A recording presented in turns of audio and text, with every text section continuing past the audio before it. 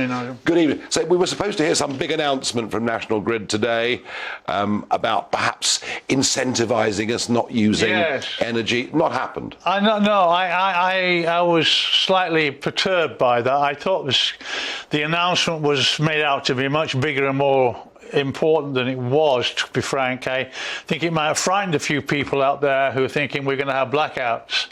And I think you've got to bear in mind that what the grid have been doing is merely doing some tests for the customers of Octopus to see if they would be responsive to turning off if they were paid to do so. Yeah. And all it is a way of mitigating the risk of a blackout by trying to sort of phase out a bit of demand at peak time.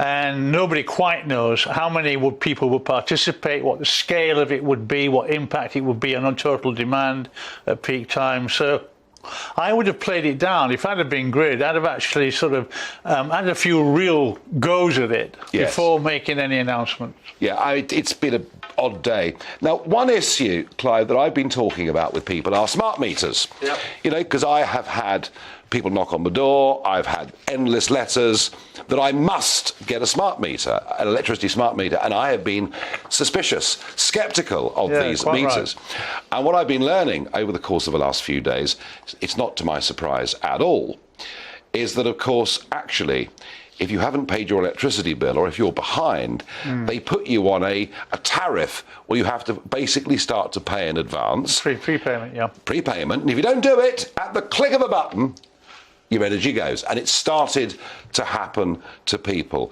Presumably, if you have a smart meter and there is a shortage of energy, they could also cut your energy off to manage demand, couldn't they? Yeah, the two things we've just been discussing are related, because I think one of the real motivations behind the suppliers been pushing Grid to organise some kind of mini auction amongst consumers about wanting to be turned off is to get them onto smart meters, because you can't participate in this unless you're on a half-hourly meter. So once they get them on the meters, then they are subject, if they're in arrears, to being cut off, as you said, and without notice. And I think this is terrible, because here we are looking at the aggregate. We are spending billions of our money subsidising the energy suppliers so that they can hedge the cost between wholesale price of gas and what they and the benchmark. Yep. And in return, what do we get? What are the consumers getting back from that? At the very least, you'd expect the suppliers to be bending over backwards to compete with each other, to offer easy payment schemes or some kind of deferred payment schemes, not forcing people onto meters so they can press a button. Now, you know, I said this to you folks a few months ago. I promised you it wasn't a wild conspiracy theory. It is coming true. They get pretty heavy when they're trying to get you to take a smart meter, but legally they can't force you, can they? No.